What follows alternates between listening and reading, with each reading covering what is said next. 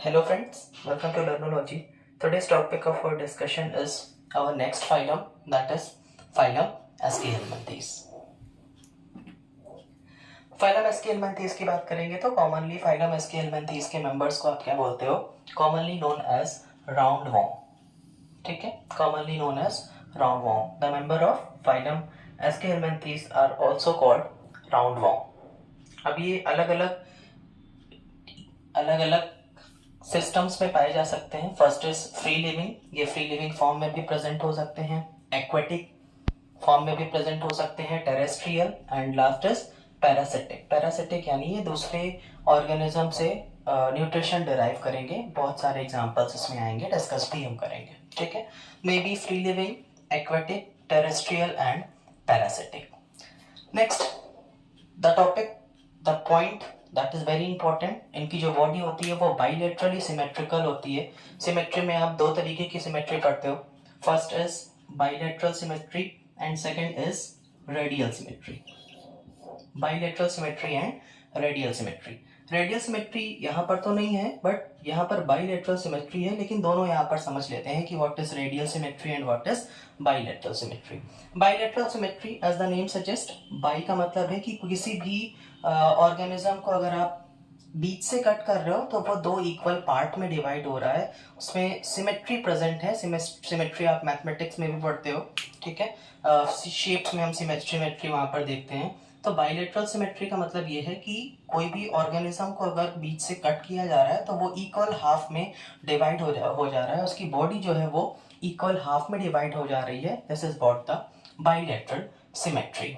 Radial symmetry में क्या होता है, हम किसी भी प्लेन से हम कट कर सकते हैं. ठीक है, कट विद एनी प्लेन, और देयर इज लेस चांस कि वहां पर जो डिवाइड होगा बॉडी, ऑर्गेनिज्म की बॉडी जो डिवाइड होगी वो इक्वल पार्ट में डिवाइड नहीं होगी. इक्वल यानी एग्जैक्ट आइडेंटिकल जैसे आप बोलते हो, जैसा कि बाइलेटरल सिमेट्री में होता है और रेडियल सिमेट्री में नहीं होता है. तो फाइलम एस्केलेमैंथीज में कौन सी सिमेट्री पाई जाती है? Answer is bilateral symmetry. ठीक है, रेडियल सिमेट्री को मैंने क्रॉस लगाया है कि यहाँ पर रेडियल सिमेट्री नहीं पाई जाती है, लेकिन रेडियल सिमेट्री का मतलब आपको समझ में आ गया होगा. Next it is written triploblastic. इसको भी आपको रटना बिल्कुल भी नहीं है. ट्रिप्लो का मतलब थ्री से रिलेटेड है. ठीक है, यानी यहाँ पर जर्म लेयर की बात हो रही है. जब फॉर्मेशन होता है किसी भी ऑर्गेनिज्म का, एम्ब्रियोनिक स्टेज की अगर बात करते हैं, तो उनके एम्ब्रियोनिक स्टेज में जो ब्लास्टोडर्म स्टेज और ब्लास्टोला आप पढ़ते हो ना, वहाँ पर जितनी जर्म लेयर्स प्रेजेंट होती हैं, अगर किसी भी ऑर्गेनिज्म की लाइफ साइकिल में दो जर्म लेयर प्रेजेंट है तो उसे हम डिप्लोब्लास्टिक बोलते हैं. ठीक है, बट ये एस्केलेमैंथीज फाइलम के जितने भी ऑर्गेनिज्म है वो ट्रिप्लोब्लास्टिक नेचर के होते हैं, ट्रिप्लोब्लास्टिक नेचर शो करते हैं. इट मीन्स कि उनके एम्ब्रियोनिक स्टेज में एक्टोडर्म जो कि आउटर मोस्ट लेयर है, मेसोडर्म जो कि मिडल लेयर है, एंड लास्ट इज एंडोडर्म. तीनों लेयर इनके एम्ब्रियोनिक स्टेज के टाइम पे प्रेजेंट रही होगी. ऐसे ऑर्गेनिज्म जिनमें ये तीनों लेयर नहीं प्रेजेंट है, कोई दो लेयर प्रेजेंट है, ऑब्वियसली एक्टो और एंडो ही प्रेजेंट होती है, मिडिल लेयर मेसोडर्म एब्सेंट होती है डिप्लोब्लास्टिक के ऑर्गेनिज्म में बात करें तो, डिप्लोब्लास्टिक ऑर्गेनिज्म में. ठीक है, एस्केलेमैंथीज के जो मेंबर्स हैं वो ट्रिप्लोब्लास्टिक हैं. डिप्लोब्लास्टिक का मतलब ये होता है कि उनके एम्ब्रियोनिक स्टेज में जो जर्म लेयर्स का कॉन्सेप्ट आप देख रहे हो, जर्म लेयर्स वो दो प्रेजेंट होती हैं.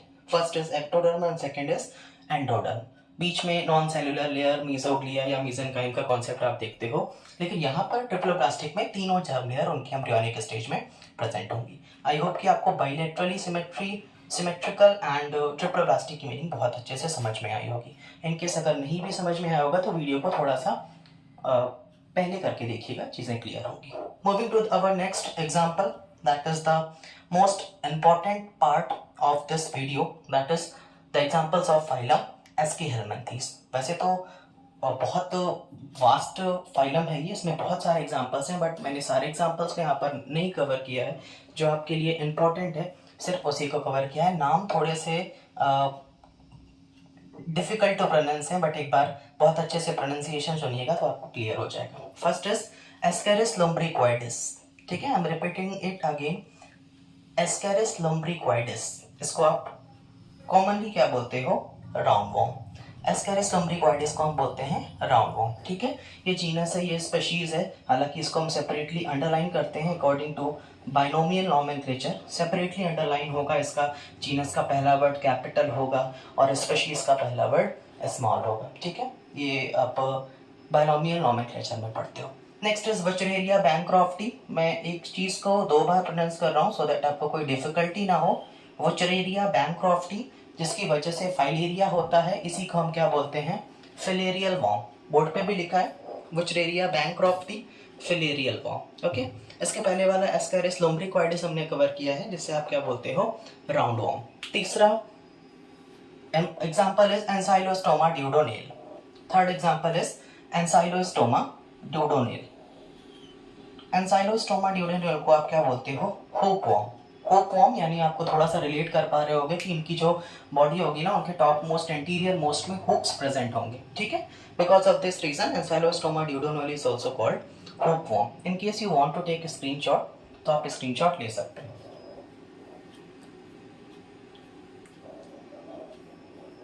So this is all about today's lecture guys. In case you have any doubt you are free to ask in the comment section. इसी चैनल पे एक प्लेलिस्ट के नाम पे, प्लेलिस्ट सेक्शन में आप लर्नोलॉजी चैनल पे जाइएगा तो आपको पूरी प्लेलिस्ट मिल जाएगी, जिसमें हमने सारे phylums right starting from Porifera till आज का जो वीडियो आपको मिलेगा इसकी हेलमिंथेस तक हमने कवर किया है। In case you have any doubt you are free to ask in the comment section. और भी कोई टॉपिक अगर आप सजेस्ट करना चाहते हो कि नेक्स्ट वीडियो आपको उस पर चाहिए, please let me know in the comment section. Like, subscribe and share. Thank you.